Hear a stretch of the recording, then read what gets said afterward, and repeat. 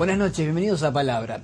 Seguramente, como nos pasa a los que hacemos el programa, estás siguiendo, aunque sea de reojo, más allá de que seas o no católico, el devenir del Papa, la actuación del Papa, la visita de Francisco a Brasil, los miles y miles y miles de jóvenes y de personas que están allí expresándole su apoyo, y sabés, como sabemos todos, o intuís, como intuimos todos, que esto es una suerte, o puede llegar a ser una suerte de luna de miel. Son los primeros meses del pontificado de Francisco, pero se sabe que por delante tienen una labor complicada, dura, con temas urticantes, de esos que deben ser enfrentados, y enfrentados cara a cara, con hombres que no siempre están dispuestos a cambiar.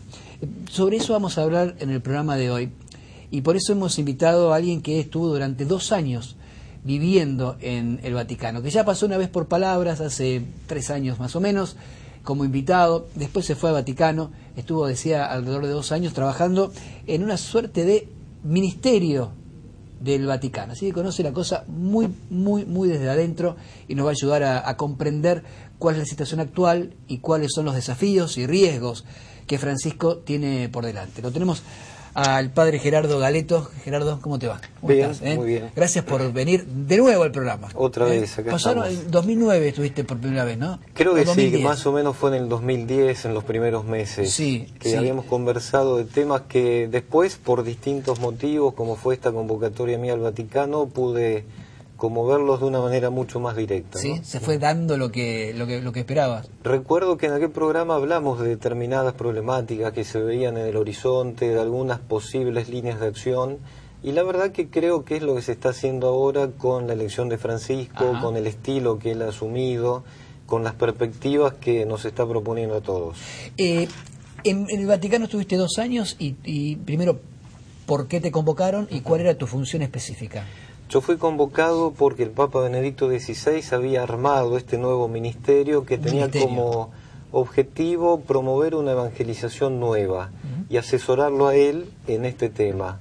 Fui convocado por mis antecedentes académicos, pastorales, porque me tenía que hacer un poco cargo de representar a América Latina en este tema, y porque, también un dato no menor, la persona a quien el Papa había puesto al frente de este ministerio me conocía, puesto que habíamos trabajado en la Universidad Católica y en la universidad de la cual él había sido rector. La verdad que no es poca cosa, ¿no? Que te convoque el Papa, que te diga, bueno, quiero escuchar tu opinión, o que trabajes junto a un equipo para evangelizar países católicos.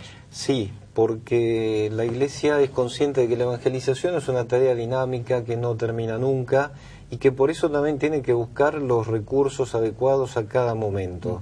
Y en ese sentido la evangelización siempre tiene un componente nuevo, que a veces no es fácil de incorporar a un mensaje que también tiene características eternas o, diríamos así, permanentes. Trascendentes, ¿no? Y en ese equilibrio entonces hay que ver cuáles son las cosas que se pueden cambiar y cuáles son los recursos, sobre todo, que hay que utilizar, fundamentalmente para que el hombre de hoy entienda lo que la Iglesia quiere decir.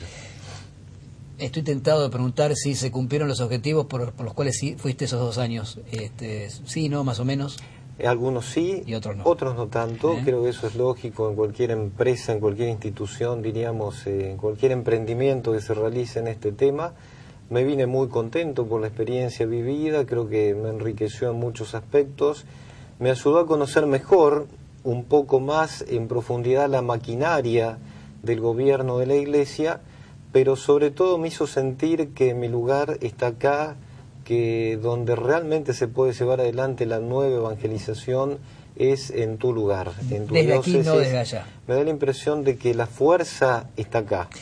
¿Sos párroco en qué parroquia? María Auxiliadora, una parroquia bellísima, muy dinámica, con gente muy cordial. Que te ha recibido muy bien. Exacto. Dijiste maquinaria de gobierno de la Iglesia. Me encantó la figura. Describí, bueno, estuviste obviamente antes de la designación de Francisco. ¿Cómo me describirías brevemente esa maquinaria de gobierno de la Iglesia? Donde, si bien estamos hablando de una institución que se maneja por valores trascendentes y demás, está compuesta por hombres, con sus miserias y sus virtudes. Maquinaria de gobierno de la Iglesia vista por un santafesino. desde el Vaticano, en el Vaticano. ¿Cómo me la describís? Yo creo que es un instrumento necesario, porque siendo la Iglesia una institución que no solamente se define como celestial, sino también como histórica, tiene que asumir todas las consecuencias de la historia, y en ese caminar junto a los seres humanos, creo que es necesario un instrumento de gobierno. Me dio la sensación de que este instrumento de gobierno, con el paso del tiempo, se ha ido en algún sentido sobredimensionando, y creo que desde hace mucho tiempo ya se ve la necesidad de algunas reformas. Sobredimensionando, que es burocracia. Burocráticamente creo que ha quedado prendido este instrumento de gobierno con un estilo que hoy no rige. Yo recuerdo que de esto hablamos en aquel programa de casi 3 años atrás, cuando me convocaste por otros temas, pero también surgió esta necesidad de agilizar algunos tiempos, algunos resortes del gobierno de la Iglesia, que por otra parte tiene una experiencia muy amplia en esto de caminar por la historia. Son 2000 años de anunciar un mensaje, y esto le da una ventaja comparativa importante, junto con otra ventaja comparativa que es la universalidad, el hecho de que la Iglesia esté en el mundo entero, que esté compuesta por culturas diversas, y esto creo que es una riqueza que se podría aprovechar más. ¿Hay ostentación? ¿Los sacerdotes que forman parte de la maquinaria de gobierno de la Iglesia viven como ricos? En general no. En general yo creo que la mayoría de las personas, sacerdotes y laicos, que también son muchos, creo que tienen un perfil austero y que... ¿Por qué Francisco dice a ver si dejan esos autos y usan uno por vida? Porque nunca faltan situaciones que son abiertamente escandalosas, y lo que está mal hay que decirlo y no puede llamarse de otra manera. ¿Cuáles son situaciones abiertamente escandalosas en el Vaticano que hayas visto? En el Vaticano, diríamos, algunas situaciones de apego excesivo a la vanidad, diríamos, o a cierta superficialidad en el mostrar criterios muy humanos, como esto, ver quién tiene el auto más último modelo, que son cosas que evidentemente chocan mucho. ¿Incluso entre sacerdotes? Y que tienen un origen, diríamos, muy cultural, que está muy relacionado con determinada cultura eclesiástica que no es la nuestra, y que a lo mejor en Europa es mucho más fácil que, qué sé yo, que una marca automotriz te regale un auto porque a ellos también les interesa. No todos están en esa, pero los que están, claro, creo que le hace mal a la imagen y a la institución. Y creo que eso es lo que Francisco ha puesto mucho énfasis en cambiar. ¿Suponías que la maquinaria de gobierno del Vaticano era de una forma y te encontraste con otra?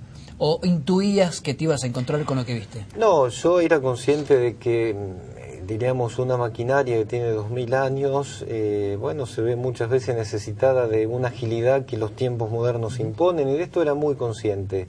De modo que no es que esto me sorprendió, ni que yo iba como ingenuamente esperando un mundo celestial, pero, repito, la experiencia fue interesante, claro, en cuanto a conocer que también la Iglesia funciona por mucha gente que anónimamente le pone el hombro al trabajo y que son los que llevan adelante la tarea. Y eso es muy edificante, y creo que eso hace bien, y eso enriquece también para tu propia misión sacerdotal.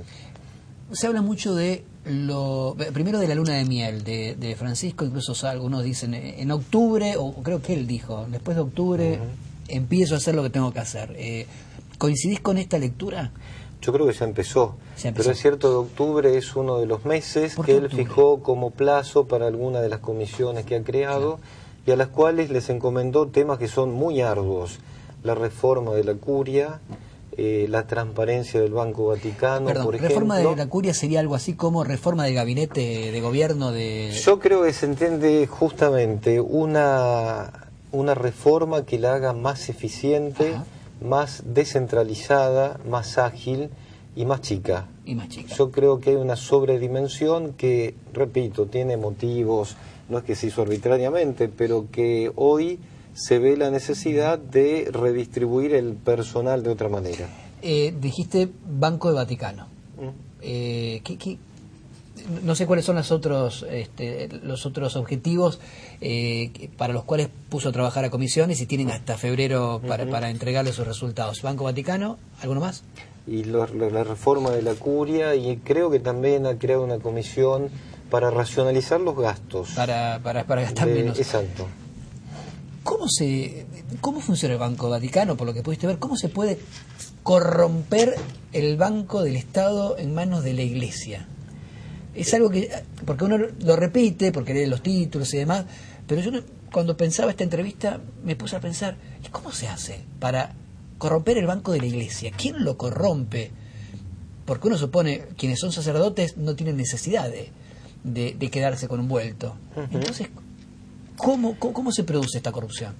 Eso es lo que Francisco le ha encomendado a esta comisión, pero yo personalmente tengo mi opinión. Yo creo, primero, no son todas las personas que componen esta institución corruptas, pero algunos hay. Y los que hay se tienen que ir o tienen que cambiar. Hacemos un corte, este tema me parece interesantísimo y lo seguimos enseguida.